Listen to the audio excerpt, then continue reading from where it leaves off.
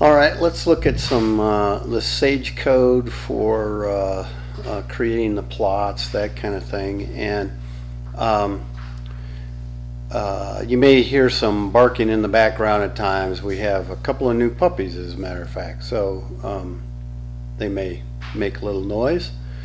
Okay, so here's the original code. If I hit evaluate and wait a moment, of course, I think, as you all know, it takes a little bit of time here.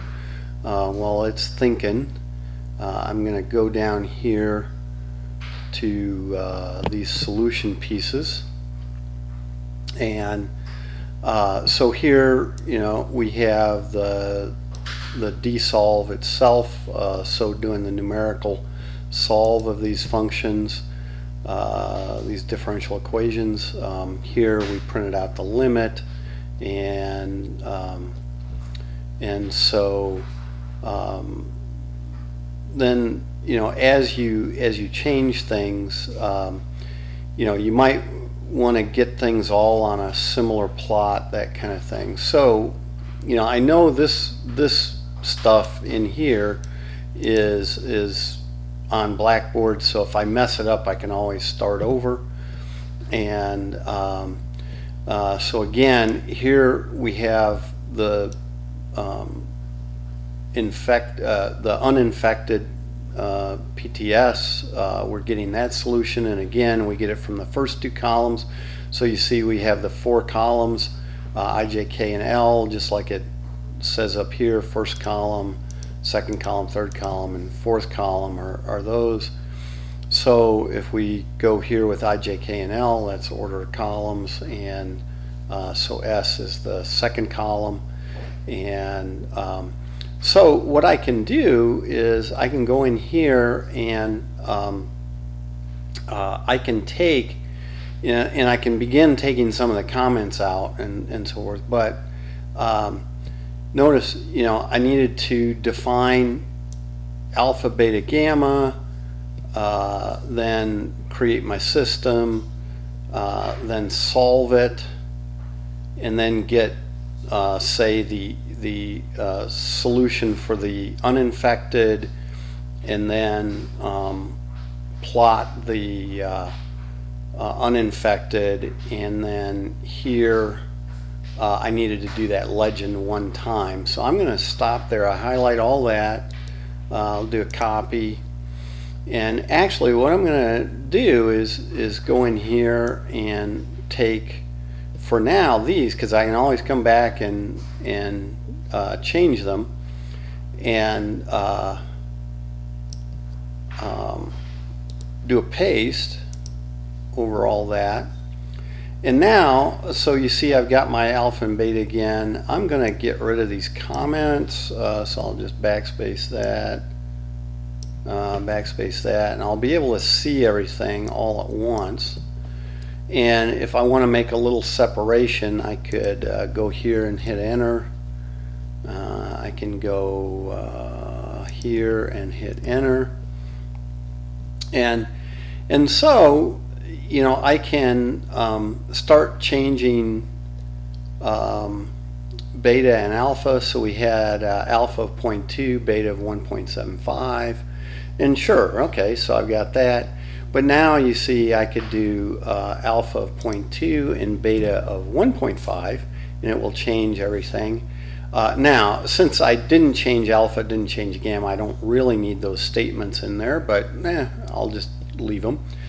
And this says solve the system again. Now the thing is I can overwrite the solution.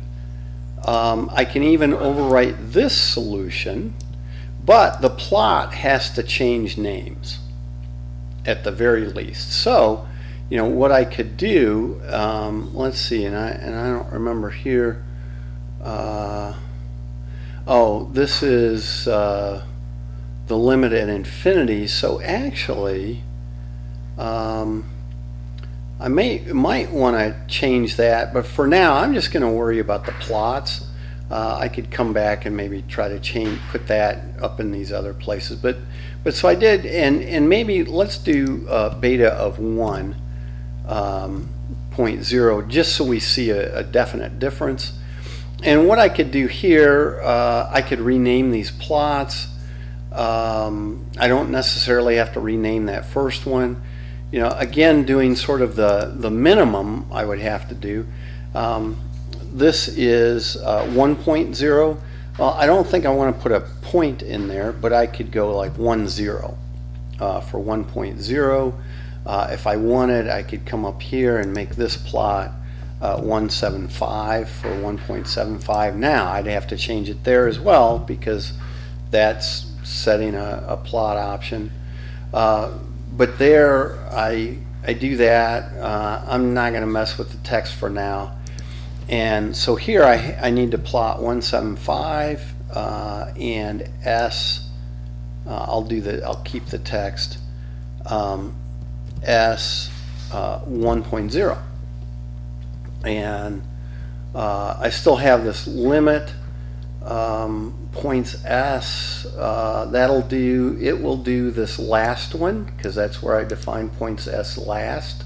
So again, if I wanted to keep track of all these different things tabularly, I would do that with this, the points S thing. And so I'm going to hit evaluate again. Wait for a moment, and hopefully I'll get those two curves. And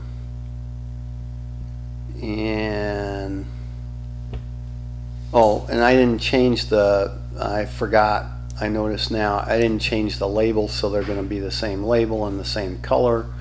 That's unfortunate, so I can't really tell what happened, but I can, because I know that my original curve was this one and my second one was that one. But see, okay, I can go fix that. Here I'll say legend. This is the second one, so I'm going to I could do anything. I could do S of t like that, but I could also just change it to say beta. Now I can do a beta inside the dollar signs by going \beta and equals, and then this one was 1.0, so I could do that. Make that a different color, maybe make that green, and come up here, leave that one as blue, and change that one to \beta equals 1.75, and evaluate that. Wait a moment.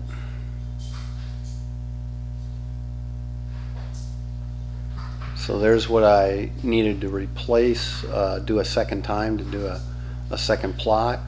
And again, since I didn't change gamma or alpha, I could, oh, do I have a typo? Let's see. It says ADA 1.75. And I have \beta. Well, actually, I don't know why that wasn't happy. The first thing I would try is doing a double / like that, and since I think I have to do it there, I'll do it here, because I have seen in some things that to do a / you actually have to do a double /. So we'll try it. If it doesn't work, well, then I'll just write it out in text instead of in the dollar signs, and do it that way. So I give it a moment, see if it's happy this time. It'd be nice if it could, yeah. So I had to do 2 slashes, but there I see it, and again, I get this limit here of the 0.203, and but I get this nice graph, and you see I can do as many of these. I can copy as many of these as I want, so I can take this thing, and there was the 1.0. I'll do a copy. I'll do a paste. Oops. I'll paste it there. I don't know what's going on here. Paste. Okay, so something about I was hitting the key wrong. So I had I could do my well, what the heck, I'll do my beta equal 0.2. Okay, where it's exactly the same as alpha, and just so we can see that one, and let's go with red. Beta equal 0.2, and I need to remember then to add that, change the name here, so 02, and add it in here, so plus, oops, PLTS02 plus. So I have that. Again, the text, I should probably fix that, but I'm just trying to see how to quickly change things and add them all to a single plot. And it's just a copy and paste sort of thing, and edit stuff. And the only thing I'm editing really is beta and then the name of the plot. But I have to redefine all these things, otherwise it just uses what I already defined. So, okay, any second now. Abracadabra, there it is. Okay, and we get that strange bit that as soon as I made beta equal to alpha, basically it's not a pandemic anymore, and so nothing happens. So that's boring. Now it's not totally boring in the sense that we found this very special point at which whether we're doing beta over alpha or beta over I went with alpha, so actually it should have been gamma, but at any rate we see the beta over gamma is that's less than 1. Or gamma over beta is greater than 1.